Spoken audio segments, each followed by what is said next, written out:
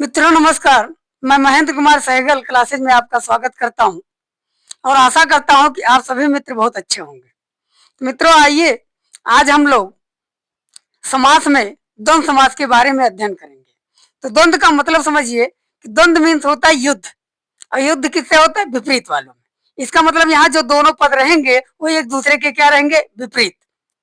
और आपको हमने समास में सबसे पहले ही बताया है कि द्वंद्व समास का जो है होता है वो दोनों पद प्रधान होता है। द्वंद्व समास का दोनों पद प्रधान होता है, और दोनों पद जब प्रधान होंगे तो दोनों पद गुणी भी होंगे। निश्चित है, दोनों पद गुणी होंगे, और गुणी को ही क्या कहा जाता है? विशेष कहा जाता है। तो परिभाषा सुनिए, परिभाषा क्या होगा? वह समास जिसके दोनों पद गुणी हो या विशेष हो और एक दूसरे के विपरीत हो तो वहां द्वंद्व समास होता है।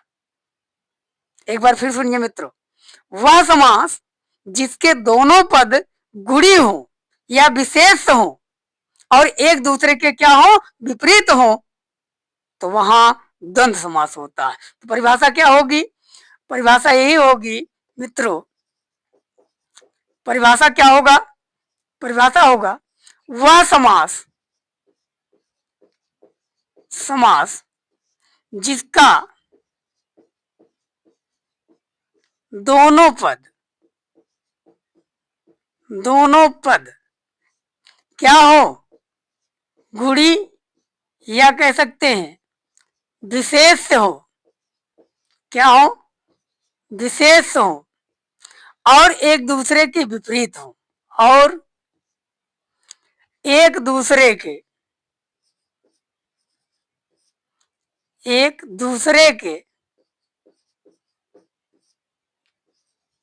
के विपरीत हो तो वहां द्वंद्व समास होता है। कौन समास? द्वंद्व समास। द्वंद्व समास होता है। मित्रों अब प्रश्न ये बनता है द्वंद्व समास कितने प्रकार के होते हैं? यहाँ प्रकार की बात होती है। तो द्वंद्व समास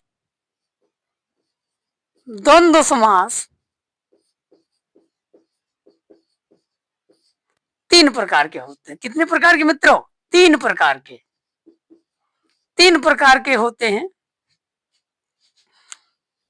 द्वंद्व समास तीन प्रकार के होते हैं। कितने प्रकार के? तीन प्रकार के होते हैं, जिसमें नंबर एक इतरेतर द्वंद्व समास। इतरेतर द्वंद्व समास। और दूसरा जो होता है वो वैकल्पिक द्वंद्व समास। वैकल्पिक द्वंद्व समास। द्वंद्व समास होता है वैकल्पिक द्वंद्व समास। तीसरा जो होता है मित्रों ये समाहार द्वंद्व समास। कौन द्वंद्व समास? समाहार द्वंद्व समास। समाहार द्वंद्व समास। द्वंद्व समास, समाहार द्वंद्व समास। और एक और पढ़ना है आपको, जिसे हम एक शेष द्वंद्व समास कहते हैं। एक शेष द्वंद्व समास। मित्रों अब कुछ लोगों के दिमाग में ये आता होगा कि एक शेष द्वंद्व समास क्यों लिखा गया है, लेकिन अगर आपका प्रकार पूछेगा द्वंद्व समास कितने प्रकार के, तो द्वंद्व समास कितना प्रकार बताना है? तीन। कितने प्रकार बताने मित्रों? तीन प्रकार ही बताना। कितने प्रकार? तीन। कौन कौन? इतरेतर द्वंद्व समास, वैकल्पिक द्वंद्व समास, समाहार द्वंद्व समास, और यही तीन बताना है। बाकी आपको पढ़ना चार है। पढ़ना चार है लेकिन बताना कितना है? तीन। अगर यही संस्कृत में होता तो वहां वैकल्पिक द्वंद्व समास ना होता, बल्कि इतरेतर, समाहार और एक शेष द्वंद्व होता। आइए मित्रों अब हम इतरेतर द्वंद्व के समास के बारे में जानते हैं।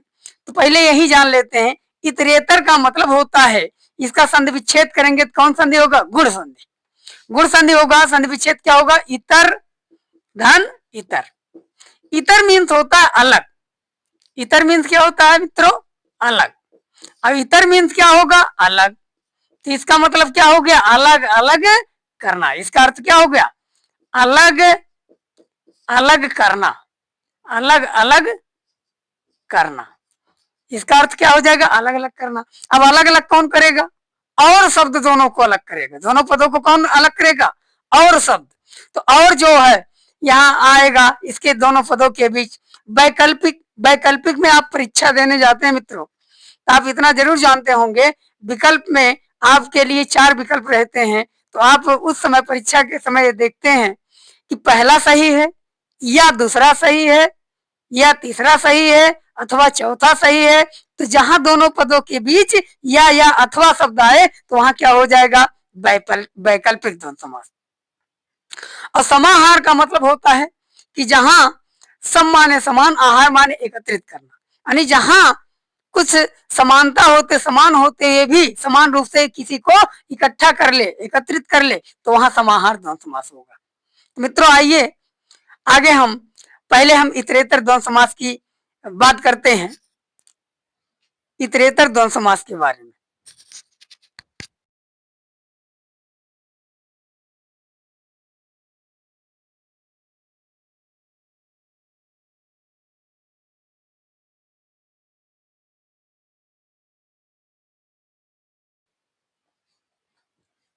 आइए मित्रों हम इतरेतर द्वंद्व समास के बारे में जानते हैं। तो इतरेतर का मतलब क्या होता है पहले तो समझिए। इतरेतर को अगर करेंगे तो इतर धन इतर, अभी हमने बताया भी था, इतर धन इतर, अर्थात क्या हो जाएगा? अलग अलग करना। अलग अलग करना। तो परिभाषा क्या होगा? यानी वह द्वंद्व समास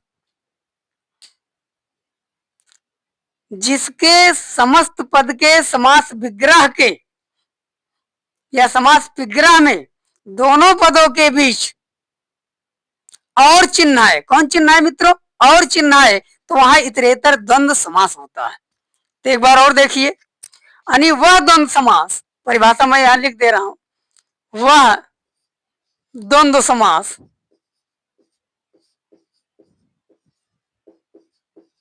जिसके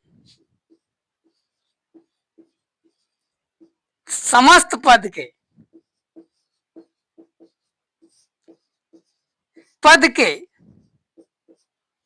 समास विग्रह में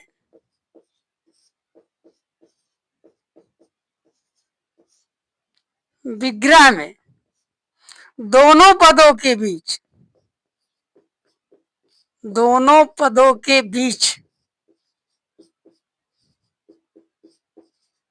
और चिन्ह है। कौन चिन्ह है? और चिन्ह है आए तो वहां इतरेतर द्वंद्व समास होता है। इतरेतर द्वंद्व समास होता है। क्या होता है मित्रों? इतरेतर द्वंद्व समास होता है। जैसे एक तरफ मैं लिख दे रहा हूं समस्त पद और दूसरी तरफ लिख दे रहा हूं समास विग्रह।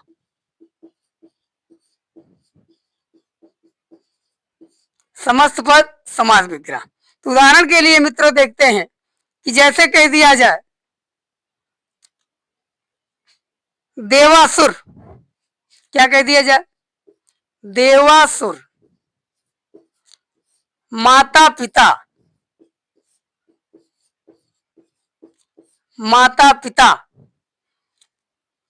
लवकुश, लवकुश, लवकुश। लवकुश हो गया। गौरी शंकर, ऐसे उदाहरण आ जाए, गौरी शंकर धनुर्बाण, गौरी शंकर धनुर्बाण।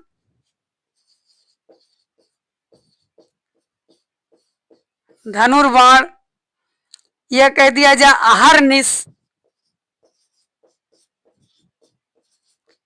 ऐसे उदाहरण आ जाए तो वहां क्या हो जाएगा मित्रों, द्वंद्व, इतरेतर द्वंद्व समास। अब समास विग्रह क्या होगा, देव देवासुर, इसका संधि विच्छेद करेंगे तो क्या हो जाएगा, देवधन असुर, इसका मतलब देवता और असुर, देव और असुर या देवता और असुर, देवता और असुर। और आया दोनों पदों के बीच माता पिता, तो माता और पिता, माता और पिता आ गया मित्रों। और क्या आ जाएगा, लव कुश में लव और कुश, लव और कुश आ जाएगा, लव और कुश। गौरी शंकर में क्या हो जाएगा, गौरी और शंकर, गौरी और शंकर। इसका क्या हो जाएगा, धनुष और बाण, धनुर्बाण का क्या हो जाएगा, धनुष और बाण, धनुर्बाण का क्या हो जाएगा, धनुष और बाण। आहर निश का क्या हो जाएगा, आहा और निश, आहा और निश, आहा माने दिन, आहा और निश यानी दिन और रात, आहा माने दिन और निश माने रात, यानी दिन और रात। यहां ब्रैकेट में मैं लिख दे रहा हूं, दिन और रात नहीं आएगा मित्रों, यहाँ आहा और निश, दिन और रात, ये हो जाएगा। और अगर उदाहरण के माध्यम से देखें, जैसे कह दिया जाए घास फूस घर द्वार, जैसे कह दिया जाए कि घास फूस, जैसे यही मैं लिख दे रहा हूं और उदाहरण मिटा करके एक दो उदाहरण और, जिसे कह दिया जाए कि घास फूस, घास फूस, घास और फूस, घास और फूस, घास और फूस हो जाएगा। और कह दिया जाए घर द्वार, घर द्वार, घर और द्वार, घर और द्वार हो जाएगा मित्रों। घर द्वार का क्या हो जाएगा, घर और द्वार। दिन रात, दिन रात, तो दिन रात का क्या हो जाएगा, दिन और रात, दिन और रात। ऐसे अगर आ जाए राम लक्ष्मण, राम और लक्ष्मण, भाई बहन तो भाई और बहन, तो ऐसे उदाहरण आ जाए तो मित्रों तो क्या हो जाएगा, इतरेतर द्वंद्व समास। आइए मित्रों अब हम वैकल्पिक द्वंद्व समास के बारे में अध्ययन करते हैं।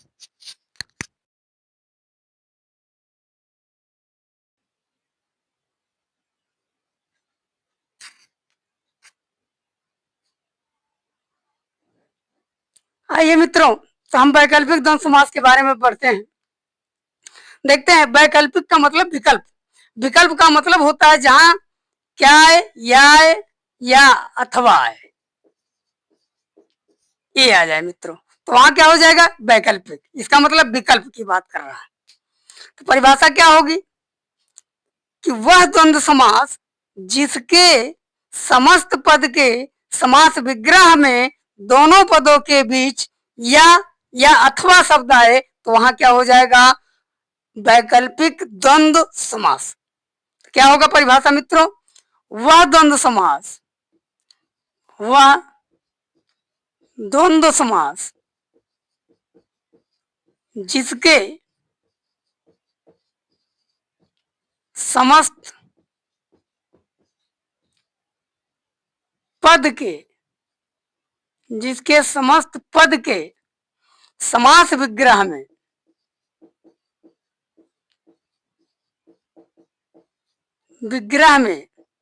दोनों पदों के बीच, दोनों पदों के बीच या अथवा शब्द आए तो,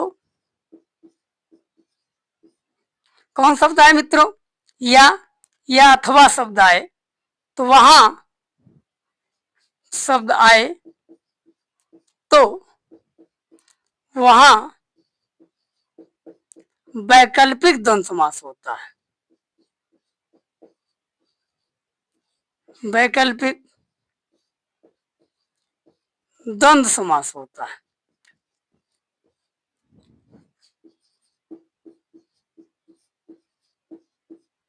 आइए मित्रों, एक तरफ मैं लिख देता हूं समस्त पद, समस्त पद, और दूसरी तरफ समास विग्रह।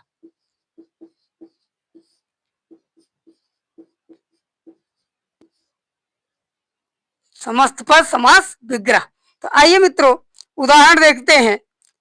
जैसे कह दिया जाए भला या बुरा, भला या बुरा, तो भला भला अगर भला बुरा कह सकते हैं, भला बुरा। या कह दिया जाए आदान प्रदान, आदान प्रदान। पाप पुण्य, तो पाप पुण्य, पाप पुण्य हो जाएगा मित्रों। और आपका जैसे कह दिया जाए कि यहां हो जाएगा पाप पुण्य 10-20, 10-20 जैसे उदाहरण कहते नहीं 10-20 दे दीजिए, तो 10-20, 10-20 हो जाएगा। क्या हो जाएगा मित्रों? 10-20 में 10-20 हो जाएगा, तो 10-20 में लाभालाभ, लाभालाभ, लाभालाभ। यह कह सकते हैं आयात निर्यात, आयात निर्यात। आदान प्रदान एक बार पूछा गया है वनडे एग्जाम में मित्रों, तो ये जाने रहिए। जैसे आदान प्रदान, लाभालाभ, पाप पुण्य, 10-20 ऐसे शब्द आ जाए तो वहां क्या हो जाएगा मित्रों? तो वहां हो जाएगा आपका द्वंद्व, वैकल्पिक द्वंद्व समास। या कह दिया जाए शीतोष्ण, क्या हो जाएगा मित्रों? शीतोष्ण। तो यहाँ ऐसे शब्द आ जाए तो वहां क्या हो जाएगा? वैकल्पिक द्वंद्व समास। समास विग्रह क्या होगा? भला बुरा, तो भला या बुरा, भला या बुरा,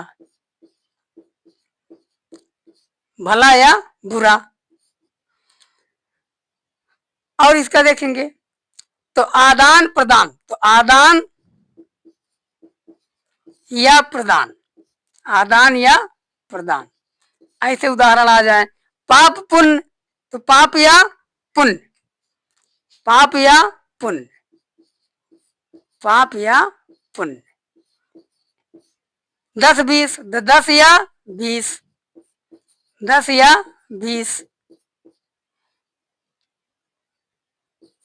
20। लाभालाभ, लाभ, लाभालाभ का क्या हो जाएगा? लाभ अथवा अलाभ। अलाभ का मतलब हानि, लाभ अथवा अलाभ, अथवा क्या होगा मित्रों? अलाभ। अलाभ माने हानि, अलाभ का मतलब हानि, लाभालाभ। आयात निर्यात, आयात या निर्यात, आयात या निर्यात, या अथवा निर्यात, आयात अथवा निर्यात। शीतोष्ण, शीत या उष्ण, शीत या उष्ण, या शीत अथवा उष्ण कह सकते हैं। शीत या उष्ण सही होना चाहिए, शीत या उष्ण। तो वहां जो है शीतोष्ण हो जाएगा, शीत या उष्ण, उष्ण बड़ा उन्हें, शीत या उष्ण, उष्ण हो जाएगा, शीत या उष्ण। शीत या उष्ण का क्या हो जाएगा मित्रों? शीतोष्ण हो गया। तो भला बुरा, तो भला या बुरा, आदान प्रदान, आदान या प्रदान, 10-20, 10 या 20, पाप या पुण्य, लाभालाभ, लाभ अथवा अलाभ या हानि, आयात निर्यात, आयात अथवा निर्यात, शीतोष्ण, शीत या अथवा शीत या उष्ण। तो आइए मित्रों अगले द्वंद्व समास के बारे में पढ़ते हैं, समाहार द्वंद्व समास। कौन द्वंद्व समास? समाहार द्वंद्व समास।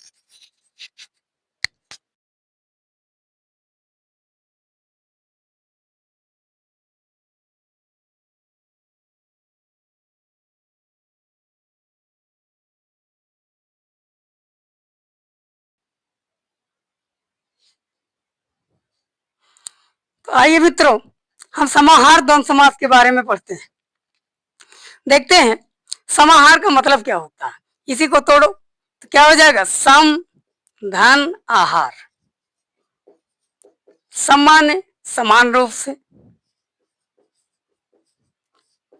रूप से। आहार माने एकत्रित करना, एकत्रित करना।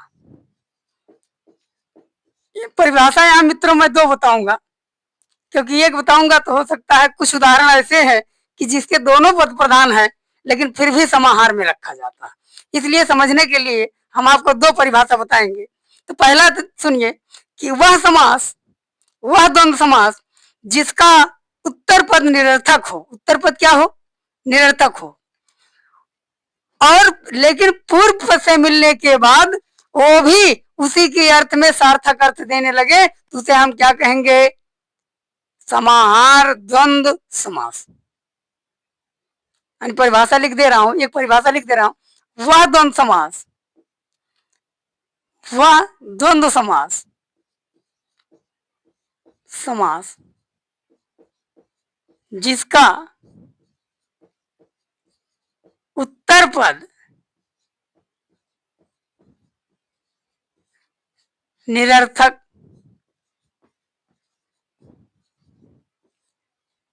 अव्यय हो, निरर्थक अव्यय हो, लेकिन पूर्व पद से,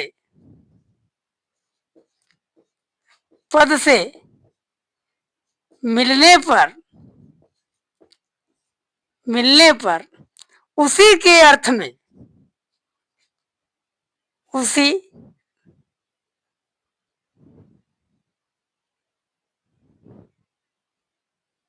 मिलने पर सार्थक अर्थ देने लगे। मिलने पर उसी के अर्थ में, उसी के अर्थ में, अर्थ में सार्थक अर्थ देने लगे,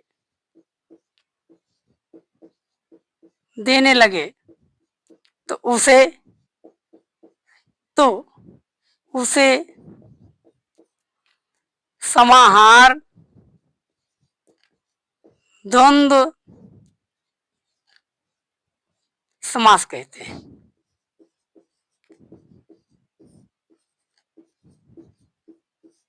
कौन द्वंद्व समास कहते हैं मित्रों? समाहार द्वंद्व समास। तो देखिएगा, और दूसरा परिभाषा ये है कि वह द्वंद्व समास जिसके दोनों पद प्रधान हो। जिसके दोनों पद क्या हो मित्रों? प्रधान हो, लेकिन उसी पदों के अतिरिक्त अन्य अर्थ का भी बोध कराए तो वहां भी समाहार द्वंद्व समास होता है। यानी यहाँ तो एक अर्थ निरर्थक है, उत्तर पद निरर्थक है, लेकिन पूर्व पद सार्थक है, और वहां दोनों पद क्या होंगे? सार्थक होंगे। यानी जो है कह सकते हैं कि दोनों पद सार्थक होंगे और दोनों पद आपके प्रधान होंगे। यानी दूसरी परिभाषा मैं लिख दे रहा हूं कि वह समास जिसका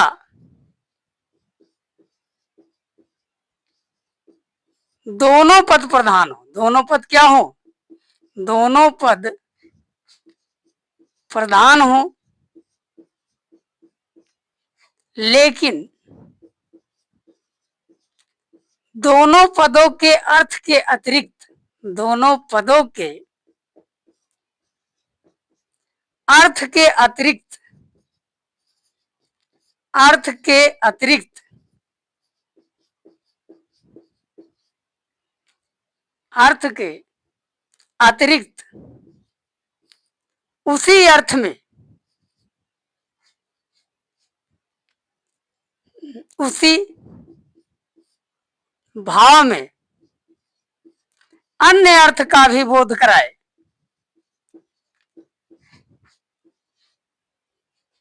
उसी भाव में अन्य अर्थ का भी बोध कराए, कराए तो उसे तो उसे समाहार, द्वंद्व समास कहते हैं।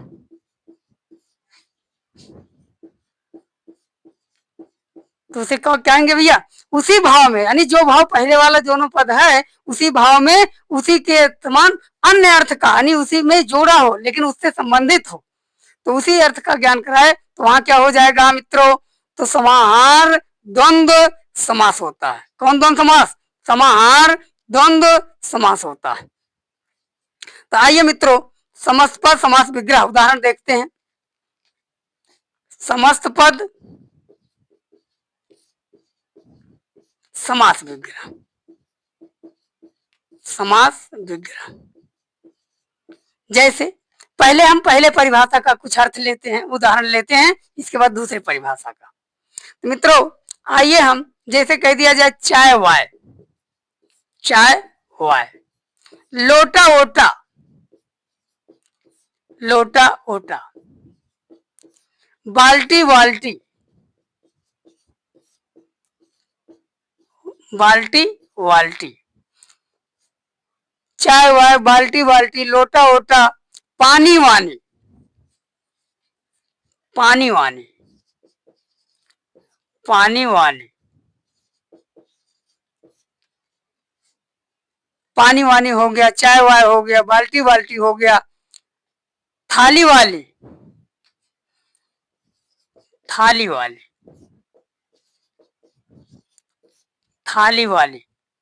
मित्रों यहाँ आप देखेंगे तो थाली वाली या पानी वानी, बाल्टी वाल्टी, ये देखिए उत्तर पद क्या है? निरर्थक। पहला हमने लिखा ना वह द्वंद्व समास जिसका उत्तर पद क्या हो? निरर्थक अव्यय हो, लेकिन पूर्व पद से मिलने के बाद उसी के अर्थ में सार्थक अर्थ देने लगे। तो इसी के अर्थ में जैसे आपके यहाँ कोई गया, या हम मान लीजिए कोई भी रिश्तेदार जब आता है तो तब होता क्या है मित्रों कि आप कहते हैं कि चाय वाय पी लीजिए। अब चाय का मतलब चाय तो ठीक है, लेकिन चाय के साथ वाय क्या है? वाय का मतलब यही है कि चाय के साथ अन्य वस्तुएं अर्थात नमकीन, बिस्किट जो भी उपलब्ध हो, ऐसा यानी चाय के साथ वाय भी रहेगा, अर्थात चाय और अन्य खाद्य सामग्री, लेकिन चाय से संबंधित खाद्य सामग्री। हाँ नहीं तो पता लगे कि चाय चाय के साथ चावल खाने लीजिए, खिलाइए बेचारे को। तो चाय और अन्य खाद्य सामग्री, चाय और अन्य खाद्य खाद्य सामग्री। लोटा ओटा, तो लोटा में आप कभी कभी घर पे रहते हैं तो कहें जैसे कोई रिश्तेदार आ गया तो बाहर से ही बोलते हैं कि तेरी भैया लोटवा वोटवा लेते आओ, पानी होने दो एक बार, रिश्तेदार आए हैं। तो लोटवा वोटवा मतलब अगला समझ जाता है कि लोटा के साथ क्या होना चाहिए? गिलास, और क्या होना चाहिए? मीठा। तो तुरंत समझ जाता है, यानी लोटा और अन्य वस्तुएं, लोटा और अन्य वस्तुएं, अन्य वस्तुएं। अब लोटा के साथ अगर मान लीजिए पानी के लिए बुला रहे हैं तो लोटा के साथ जो है आपका गिलास भी रहेगा, जो है गुड़ रहेगा या बिस्किट रहेगा। बाल्टी बाल्टी, इसके लिए भी आप प्रयोग करते, तेरी बाल्टी बाल्टी लेते हैं ये नहा लें, तो बाल्टी के साथ वाल्टी मतलब बाल्टी के साथ लोटा, मग्गा कह सकते हैं। और क्या, जैसे लोटा के साथ मग्गा हो गया या हाँ बाल्टी बाल्टी है ना, तो बाल्टी के साथ क्या हो गया? लोटा हो गया या मग्गा हो गया, या क्या हो जाएगा? शैम्पू, टॉवेल, सारी चीजें उसमें आ जाएंगी। तो बाल्टी और अन्य वस्तुएं, बाल्टी और अन्य वस्तुएं, और अन्य वस्तुएं। मित्रों पानी वानी, तो किसी से कह दिए कि पानी वानी पी लीजिए, इसका मतलब पानी सादा थोड़े पिलाएंगे, अपने आप संस्कृत है कि पानी के साथ क्या होना चाहिए? भेली, या कह सकते हैं उसी को गुड़ कहा जाता है कुछ जगह, या बिस्किट हो। तो यहाँ पानी और अन्य वस्तुएं, पानी और अन्य खाद्य सामग्री, खाद्य सामग्री ये हो जाएंगे। थाली वाली, जिसे कहते हैं नहीं थाली वाली ले आओ भैया खाना खाने जा रहे हैं, तो थाली के साथ गिलास और गिलास सब ले आओ गिलास। तो थाली और अन्य वस्तुएं, थाली और अन्य वस्तुएं, थाली और अन्य वस्तुएं। ऐसे जहां शब्द आ जाए तहां भी आप क्या मार के आओगे। जब भी आप अपने घर पर रहना, जब कहना चाय वाय पी लीजिए या बाल्टी वाल्टी लेते आओ, पानी वानी देना है, तो ऐसे शब्द आ जाए, तो या थाली वाली ले आओ खाना खाना है, तो ऐसे शब्द आ जाए तो वहां तुरंत क्या मारना है मित्रों, समाहार द्वंद्व समास। और उदाहरण की हम बात कर लेते हैं, जैसे कह दिया जाए यहीं पर। अब और उदाहरण की अगर हम बात करते हैं तो और उदाहरण में जैसे अब दोनों पद प्रधान वाले, यहाँ तो एक निरर्थक था, एक सार्थक था, एक निरर्थक, लेकिन यहाँ दोनों पद क्या होंगे, प्रधान, दोनों पद क्या होंगे, सार्थक। जहां ऐसे शब्द आ जाए तो वहां क्या हो जाएगा मित्रों, तो वहां भी हो जाएगा आपका समाहार द्वंद्व समास। जैसे कह दिया जाए नाक कान, नाक कान, गाय भैंस, गाय भैंस, कहा सुनी, कहा सुनी, कहा सुनी, ऐसे शब्द आ जाए, कहा सुनी, गाय भैंस। और अगर कह दिया जाए अन्न जल, दाल रोटी, दाल भात, दाल रोटी, दाल रोटी, अन्न जल, अन्न जल, या कह दिया जाए दाल भात, तो इसका मतलब है कि यहाँ कहा जा रहा है नाक कान। अब नाक कान की अगर हम बात करें तो नाक कान का मतलब यहाँ शरीर के अंगों की बात की जा रही है। किसकी बात, तो यश का समास विग्रह क्या होगा, तो नाक कान, यानी यहाँ कह सकते हैं नाक कान एवं शरीर के सभी अंग, नाक कान, और अर्थात नाक और कान कह सकते हैं, नाक और कान एवं शरीर के सभी अंग, शरीर के अंग। इसमें और चीजें आपको अपनी तरफ से उसी से जोड़ना पड़ेगा, किसकी बात कर रहा है, अंग की बात कर रहा है, नाक कान, तो यहाँ जो है नाक कान एवं शरीर के अंग। यहाँ गाय भैंस की बात कर रहा है, गाय भैंस, गाय और भैंस एवं अन्य मवेशी,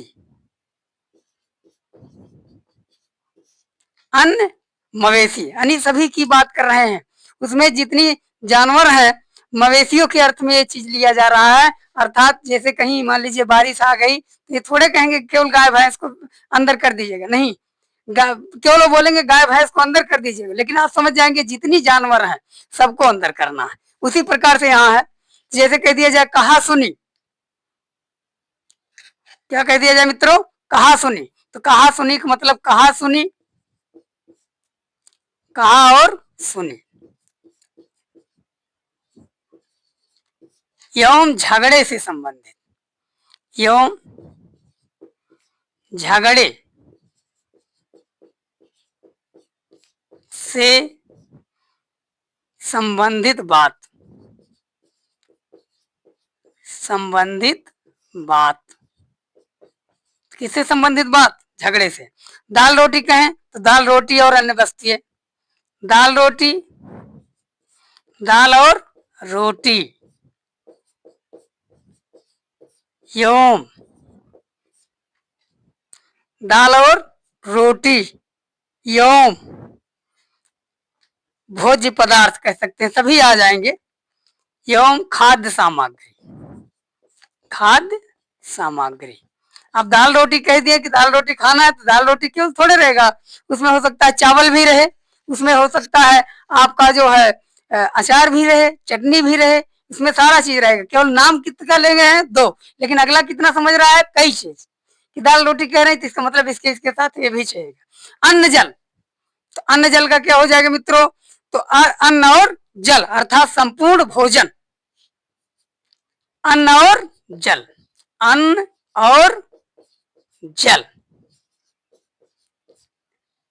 एवं संपूर्ण भोजन, संपूर्ण भोजन। ऐसे जहां शब्द आ जाए तो वहां क्या हो जाएगा मित्रों? समाहार द्वंद्व समास हो जाएगा। कौन कौन समास मित्रों?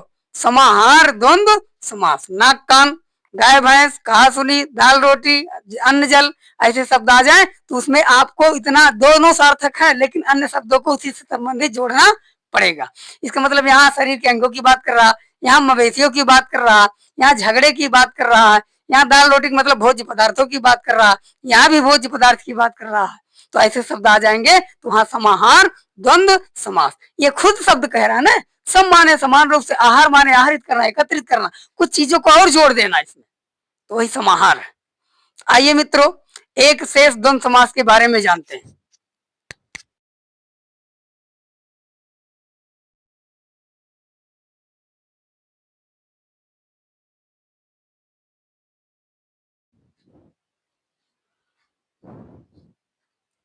आइए मित्रों हम एक शेष द्वंद्व समास के बारे में अध्ययन करते हैं। कौन द्वंद्व समास मित्रों? एक शेष द्वंद्व समास। आइए परिभाषा क्या होगी? ये खुद कह रहा है एक शेष द्वंद्व, यानी वह द्वंद्व समास जिसका पूर्व पद एवं उत्तर पद मिलकर द्विवचन बना दे, उसे हम क्या कहेंगे? एक शेष द्वंद्व समास। दूसरी परिभाषा सुन लीजिए, यानी वह द्वंद्व समास जिसका पूर्व पद विलुप्त होकर, सबसे आसान परिभाषा, जिसका पूर्व पद क्या होकर? विलुप्त होकर उत्तर पद को द्विवचन बना दे, तो उसे हम क्या कहेंगे? एक शेष द्वंद्व समास। आइए मित्रों देखते हैं, यानी वह द्वंद्व समास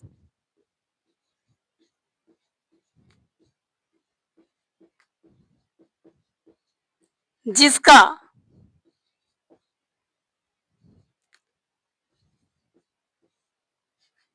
पूर्व पद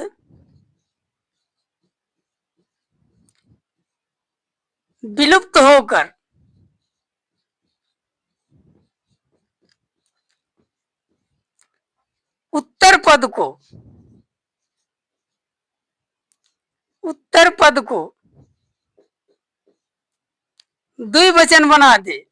उत्तर पद को द्विवचन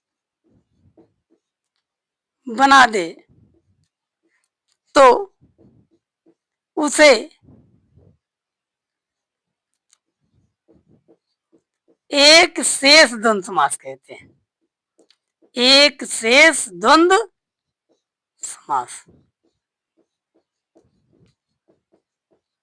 समास कहते हैं। जैसे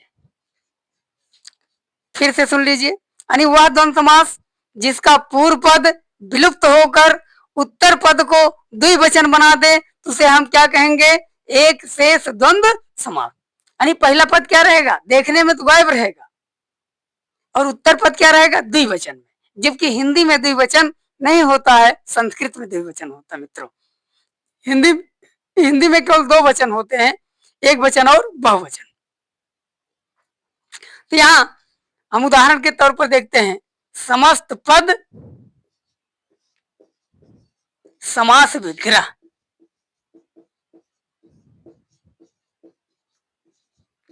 आइए मित्रों समस्त पद में जैसे कह दिया जाए पितरौ, लक्ष्मणो, रामो, कृष्णौ, गणेशौ,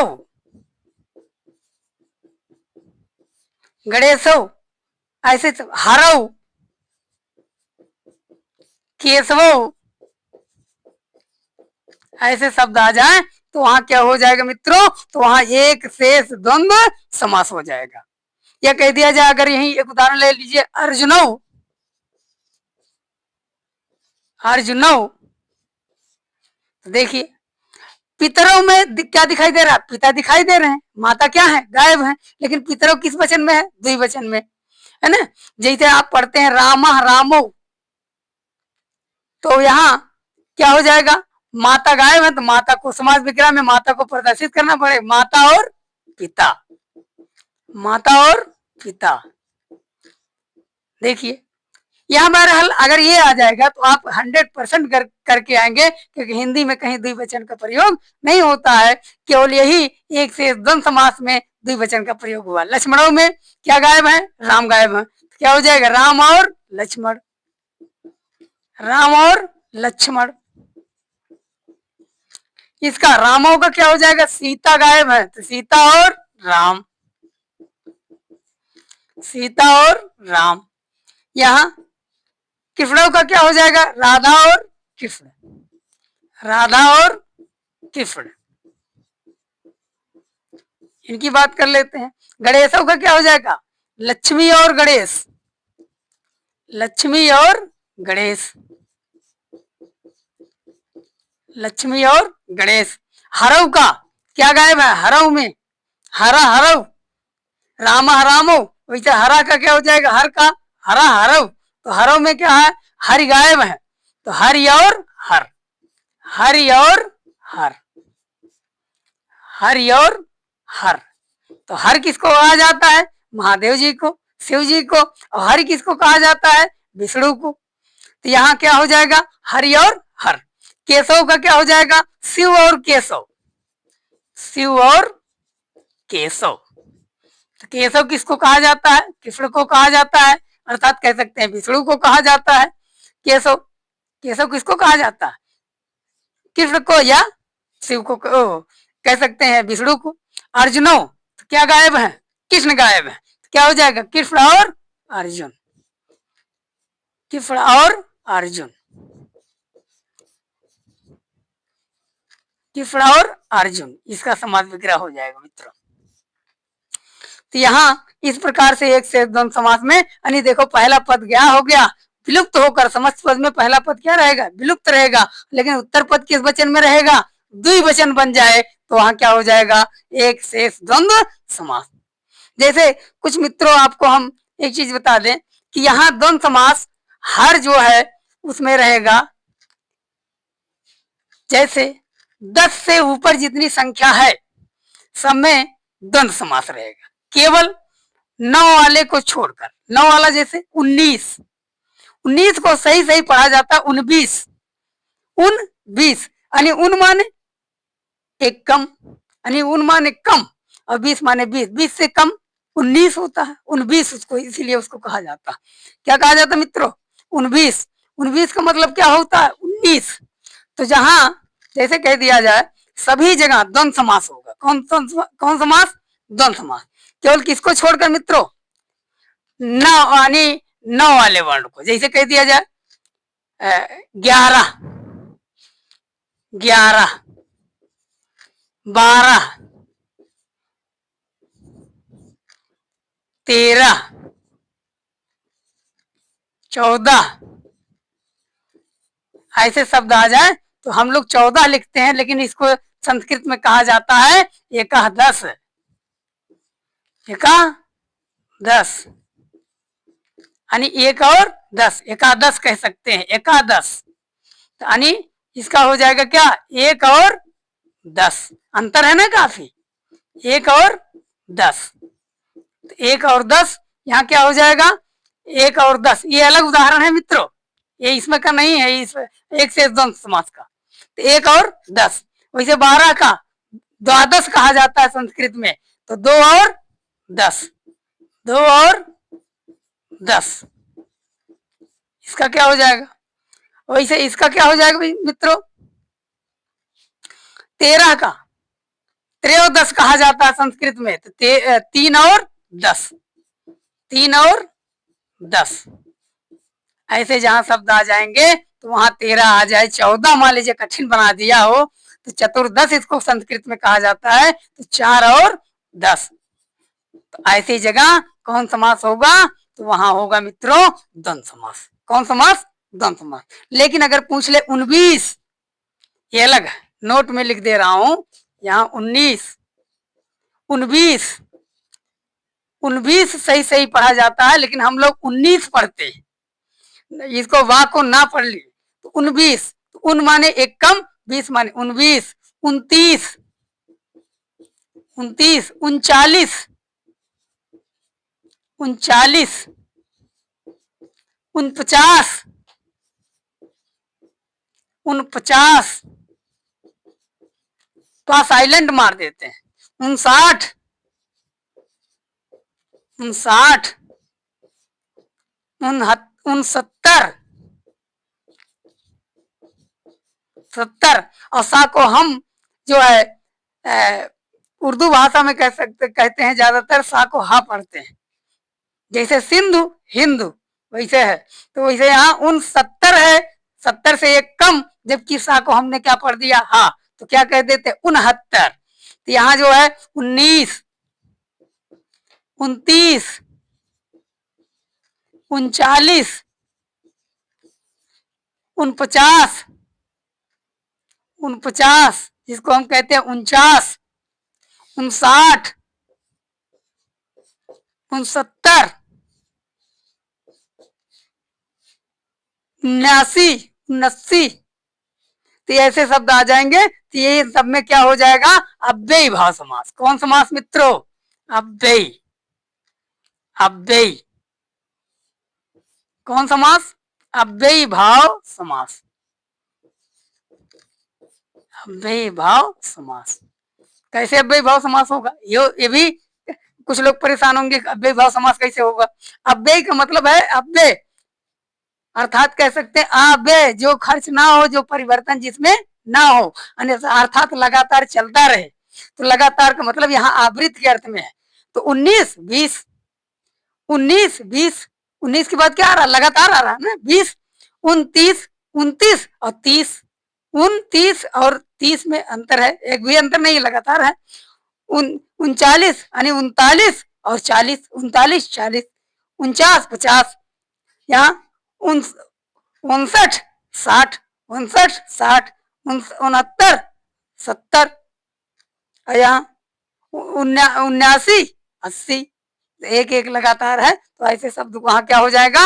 अव्ययी भाव समास। लगातार जब आएंगे तब अव्ययी भाव समास, जब संख्याओं का अंतर ज्यादा रहेगा तो वहां द्वंद्व समास। तो मित्रों आज के क्लास में द्वंद्व समास खत्म हो गया आपका। तो मित्रों अगर ये वीडियो आपको अच्छा लगा हो तो प्लीज शेयर, लाइक एवं सब्सक्राइब कर दीजिएगा। धन्यवाद मित्रों।